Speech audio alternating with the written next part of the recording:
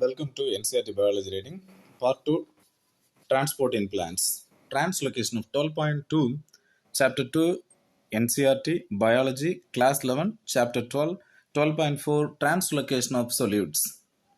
Mineral salts are translocated through xylem along with the ascending a stream of water, which is pulled up through the plant by transpirational pull. Analysis of xylem sap shows the presence of mineral salts in it.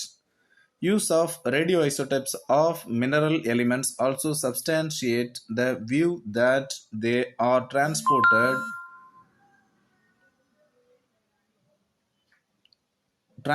through the xylem. Use of radioisotopes of mineral elements also substantiate the view that they are transported through the xylem. You have already discussed the movement of water in xylem in chapter 11. 12.5 Soil as reservoir of essential elements.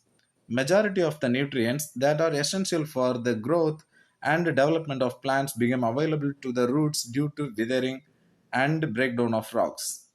These processes enrich the soil with dissolved ions and inorganic salts, since they are derived from the rock minerals. Their role in plant nutrition is referred to as mineral nutrition. Soil consists of a wide variety of substances. Soil not only supplies minerals but also harbors nitrogen fixing bacteria, other microbes, holds water, supplies air to the roots, and acts as a matrix that stabilizes the plant. Since deficiency of essential minerals affect the crop yield, there is often a need for supplying them through fertilizers. Both macronutrients sodium, phosphorus, potassium, sulfur, etc., and micronutrients copper, zinc, ferrous, manganese, etc., from components of fertilizers and are applied as per need. 12.6 Metabolism of nitrogen. 12.6.1 Nitrogen cycle. Apart from carbon, hydrogen, and oxygen, nitrogen is the most prevalent element in living organisms. Nitrogen is a constituent of amino acids, proteins, hormones, chlorophylls, and many of the vitamins. Plants compete with microbes for the limited nitrogen that is available in soil. Thus, nitrogen is a limiting nutrient for both natural and agricultural ecosystem. Nitrogen exists as two nitrogen atoms joined by a very strong triple covalent bond N triple bond N. The process of conversion of nitrogen N2 to ammonia is termed as nitrogen fixation. In nature, lightning and ultraviolet radiation provide enough energy to convert nitrogen to nitrogen oxides. Nitrogen monoxide, NO2 nitrogen dioxide, N2O, industrial combustion, forest fires, automobile exhaust, and power generating stations are also source of atmospheric nitrogen oxides. Decomposition of organic nitrogen of dead plants and animals into ammonia is called ammonification. Some of this ammonia volatilizes and re-enters the atmosphere, but most of it is converted into nitrate by soil bacteria into the following steps. 2NH3 plus 3O2 gives 2NO2 minus plus 2H plus 2H2O. It is in first reaction. Second, 2NO2 minus plus O2 gives 2NO3 minus. Ammonia is first oxidized to nitrite by the bacteria Nitrosomonas and or Nitrococcus. The nitrite is further oxidized to nitrate with the help of the bacterium Nitrobacter. These steps are called nitrification. Figure 12.3. These nitrifying bacteria are chemoautotrophs. The nitrate thus formed is absorbed by plants and is transported to the leaves. In leaves, it is reduced to form ammonia that finally forms the amine group of amino acids. Nitrate present in the soil is also reduced to nitrogen by the process of denitrification. Denitrification is carried by the bacteria Pseudomonas and Thiobacillus. Denitrification is carried by the bacteria Pseudomonas and Thiobacillus. 12.6.2 biological nitrogen fixation. Very few living organisms can utilize the nitrogen in the form of N2 available abundantly in the air. Only certain prokaryotic species are capable of fixing nitrogen. Reduction of nitrogen to ammonia by living organisms is called biological nitrogen fixation. The enzyme nitrogenase, which is capable of nitrogen reduction, is present exclusively in prokaryotes. Such microbes are called N2 fixes, nitrogen fixes. Nitrogen triple bond N triple bond N gives nitrogenase gives NH3. The nitrogen fixing microbes could be free living or symbiotic. Examples of free living nitrogen fixing aerobic microbes are Acetobacter and Bejernica, while Rhodospirillum is anaerobic and Bacillus free living. In addition, a number of cyanobacteria such as Anabaena and Nostoc are also free-living nitrogen fixers. Symbiotic biological nitrogen fixation. Several types of symbiotic biological nitrogen fixing associations are known. The most prominent among them is the legume bacterial relationship. Species of rod-shaped rhizobium has such relationship with the roots of several legumes such as alfalfa, sweet clover, sweet pea, lentils, garden pea, broad bean, clover bean, etc. The most common association on roots is as nodules. These nodules are small outgrowth on the roots. The microbe Frankia also produces nitrogen fixing nodules on the roots of non-leguminous plants, example ulnus. Both rhizobium and Frankia are free living in soil but as symbionts can fix atmospheric nitrogen. Uproot any one Uproot any one plant of common pulse just before flowering, you will see near spherical outgrowths on the roots.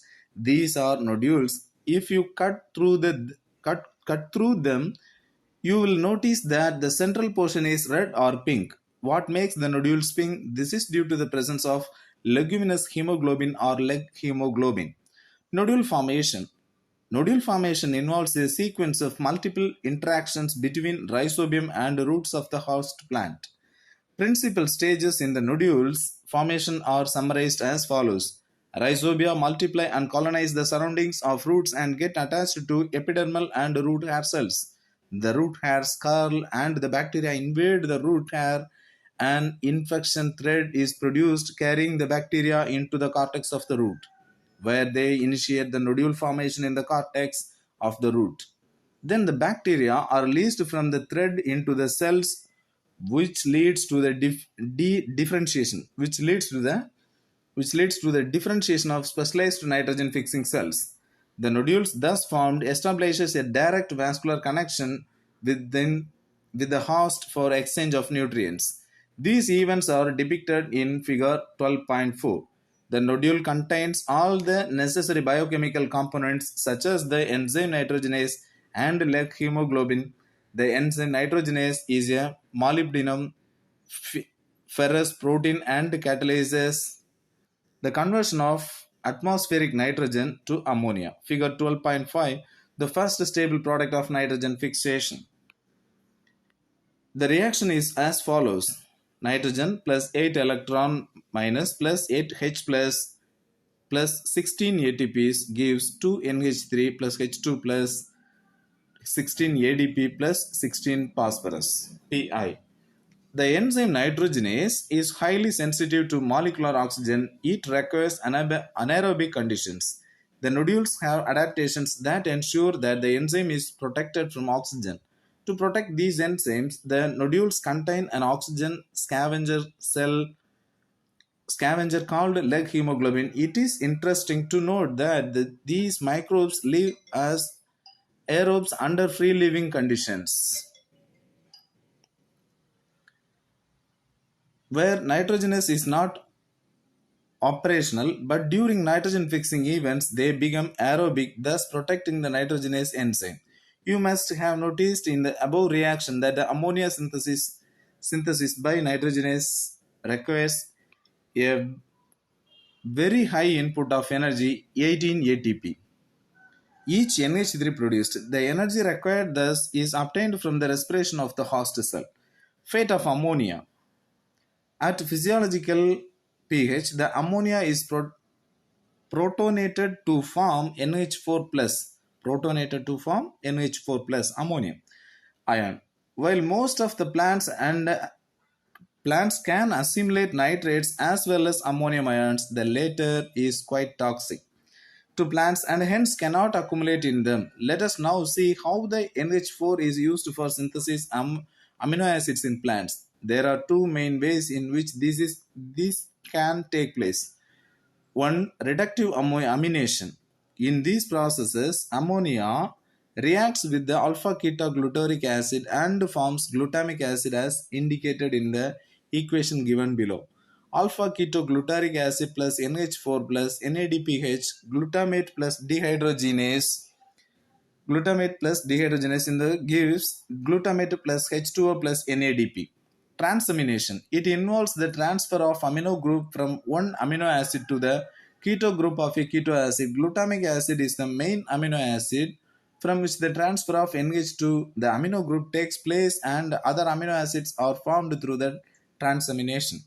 The enzyme transaminase catalyzes all such reactions. For example, amino donor and amino acceptor, which gives amino NH3 group. The two most important amides, asparagine and glutamine, found in plants are structural part of proteins. They are formed from two amino acids, namely aspartic acid and glutamic acid, respectively. By addition of other amino group to each, the hydroxyl part of the acid is replaced by another NH2 radical. Since amides contain more nitrogen than the amino acids, they are transported to other parts of the plant via xylem vessels. In addition, along with the transpiration stream to the nodules of the some plants, example soybean, export the fixed nitrogen as urides. These compounds also have a particularly high nitrogen to carbon ratio. Summary: plants obtain their inorganic nutrients from air, water, and soil. Plants absorb a wide variety of mineral elements. Not all the mineral elements that they absorb are required by plants. Out of the more than 105 elements discovered so far, less than 21 are essential and beneficial for normal plant growth and development. The elements required in large quantities are called macronutrients, while those required in less quantities are in trace or termed as micronutrients. These elements are either essential constituents of proteins, carbohydrates, fats, nucleic acids, etc., and or take part in various metabolic processes. Deficiency of each of these essential elements may lead to symptoms called deficiency symptoms, chlorosis, necrosis, stunt growth, impaired cell division, etc. Are some prominent deficiency symptoms. Plants absorb minerals through roots by either passive or active processes. They are carried to all parts of the organism through xylem along with water transport.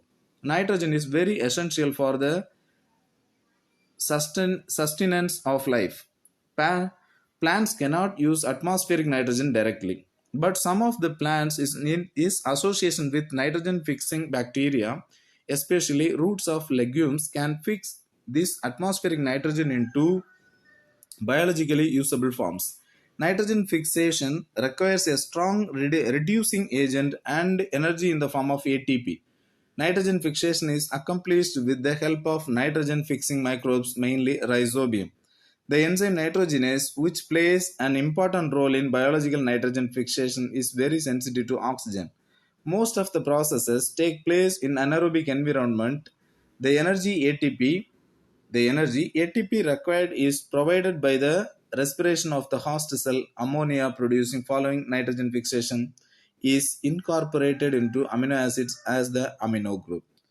Thank you.